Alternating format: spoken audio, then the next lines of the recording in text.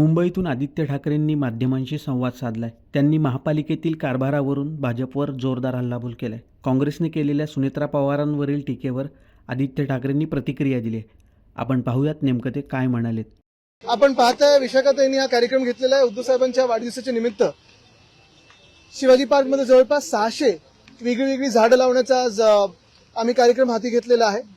2-3 महिन्यापूर्वी राजसाहेब मी आम्ही सगळ्यांनी इथे सुशोभीकरणाचं भूमिपूजन केलं, त्यानंतर उद्घाटन देखील केलं. आणि असंच आपण पाहतोय की एका बाजूला शिवसेना उद्धव बाळासाहेब ठाकरे पक्ष म्हणून आम्ही मोकळी मैदानं, मातीची मैदानं ही वाचावीत ह्याच्यासाठी सगळा हा लढा देत आहोत, प्रयत्न करत आहोत.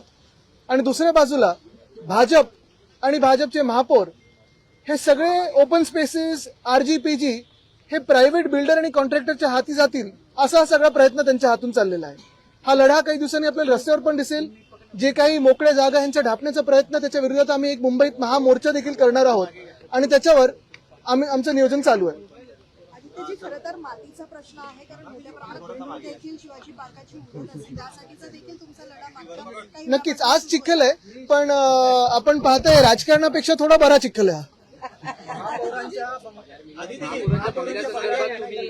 ट्विट केलेला आहे, हो. वारंवार खर्च केला जातोय. आता देखील पुन्हा एकदा 2,80 लाखाच्या निविदा मागवल्यात. महापौरांकडून असं सांगितलं जातं की माझा याच्याशी काही संबंध नाही या निविदांशी. मग कुठून येतोय?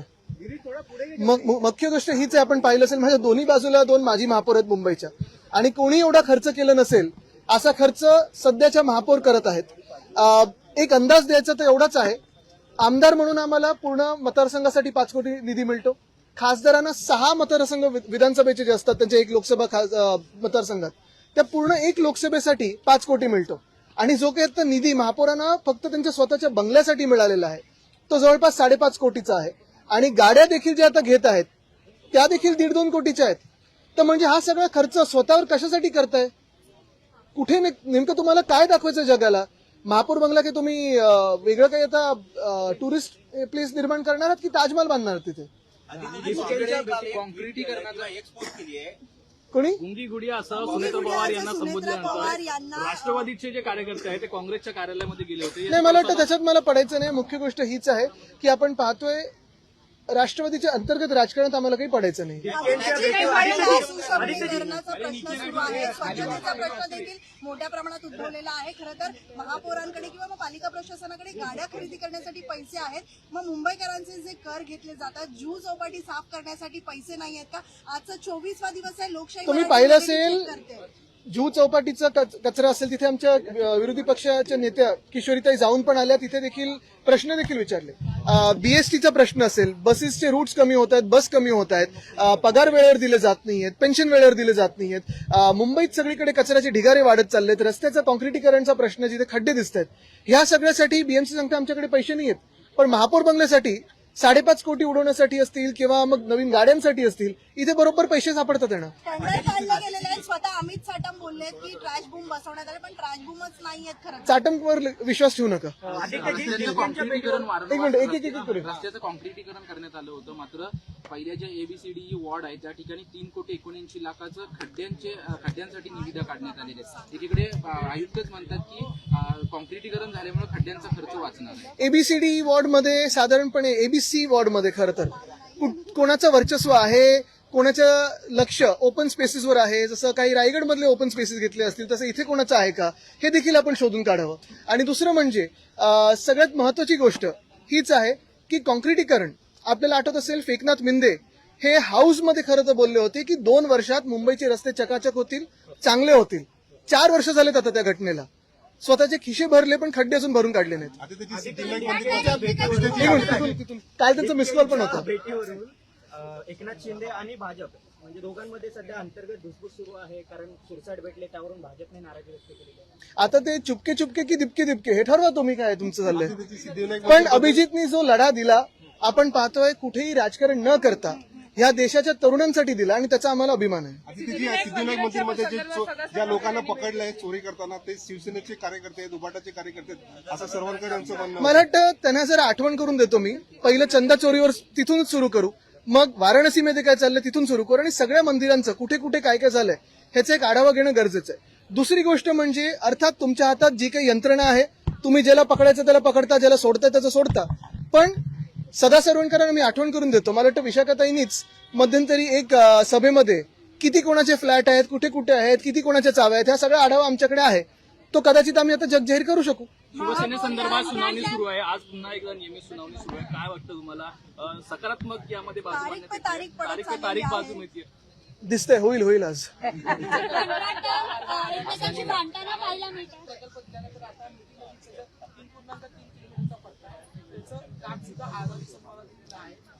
मला वाटतं पुढच्या आठवड्यात वगैरे एक नोटिफिकेशन निघणार आहे की मुख्यमंत्र्यांचे सगळे काही जे काही कार्यभार आहे ते अदानीच सांभाळतील, महाराष्ट्र हा देखील अदानीच सांभाळतील, असं ते नोटिफिकेशन काढणार आहे.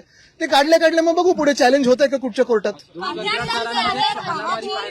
सगळ्या कार्यक्रमासाठी जात असतात, पण लोकशाही जेव्हा विचारते की जुहू चौपाटीची पाहणी कधी करणार, त्यांना अद्यापही वेळ मिळालेला नाहीये. दररोज सांगतात की मी गाडी बदलली की येतील ते. हाणामारी करतायत, अगदी महापालिकेच्या वॉर्ड ऑफिसमध्ये येऊन हाणामारी करतायत. इतकी कंत्राटदारांची मजल केलेली आहे. काय मला वाटतं मी हे पहिल्यापासून सांगत आहे, भाजप म्हणजे बिल्डर आणि कॉन्ट्रॅक्टरांचा पक्ष झालेला आहे. आता मुंबईत 16 एकर साधारणपणे आपण पाहतो ओपन स्पेस ही एका भाजपच्या मित्राला दिली जात आहे. फुटबॉलचं ग्राउंड भाजपच्या कॉन्ट्रॅक्टरला दिलं जात आहे. बिल्डर कॉन्ट्रॅक्टर सरकार आहे. निवासी डॉक्टरांचा संप आहे, मुंबईतील आरोग्य व्यवस्था ठीक आहे, व्हेंटिलेटरवरती असल्याचं पाहायला मिळते, कारण निवासी डॉक्टर संपावर गेलेले आहेत. अनेक रुग्णांना याचा फटका बसतो. अहो, तुम्हाला माहिती आहे का, आज निवासी डॉक्टर मार्टची जी संस्था आहे ती अर्थात स्ट्राईकवर चाललेली आहे. त्यांचा विषय थोडा आज वेगळा आहे, पण बाकीचे जर विषय पाहिले त्यांचे जे आम्ही हाताळत होतो, आम्ही मार्गी लावलेले विषय होते.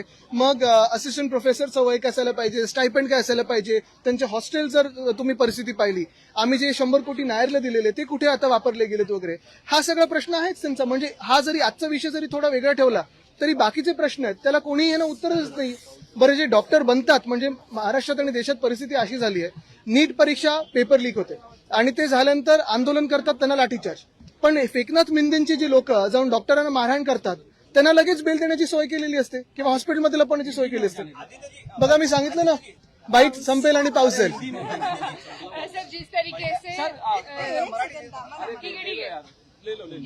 एक विदर्भासाठी घेऊन टाकू. लवकर घ्या.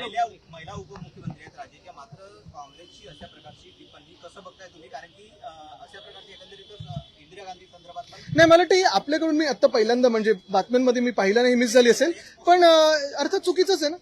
महिलांचा सन्मान झालाच पाहिजे, महिलांचा आदर झालाच पाहिजे. आणि खरं तर तसं पाहिलं तर कुठेही म्हणजे त्यांच्या अंतर्गत वादात आपल्याला पडण्याची गरज नाही. आदित्यजी, एक शेवटचा प्रश्न. पर्यावरण हा तुमच्या जवळचा विषय आहे, अमित ठाकरे असतील तुमच्या जवळचा विषय. तुम्ही स्वतः जुहू चौपाटीसाठी काही मोहीम राबवणार असतील तर केव्हा राबवणार? मला वाटतं एक पहिली गोष्ट हीच आहे की आपल्या मुंबईच्या सगळ्याच चौपाट्यांवर आपण पाहत असाल कचरा हा खूप मोठ्या संख्येत येतो.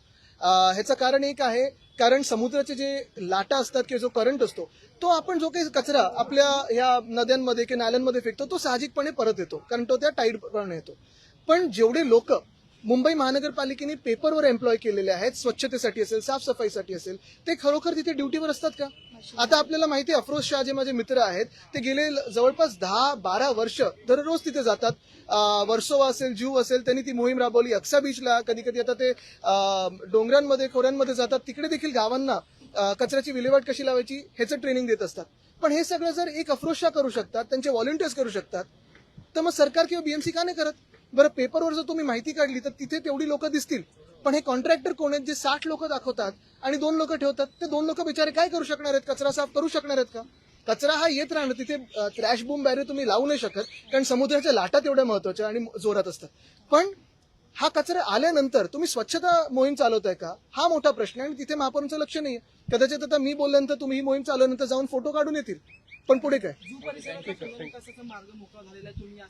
त्याच्यात आम्ही वारंवार वायरलेस असेल किंवा HFR असेल, हाय फ्रिक्वेन्सी रेडिओ, मग ते दहिसरकडे असेल, ह्या 2 विषयावर आम्ही विषय मांडलेला होता. काल ते नोटिफिकेशन निघालेलं आहे.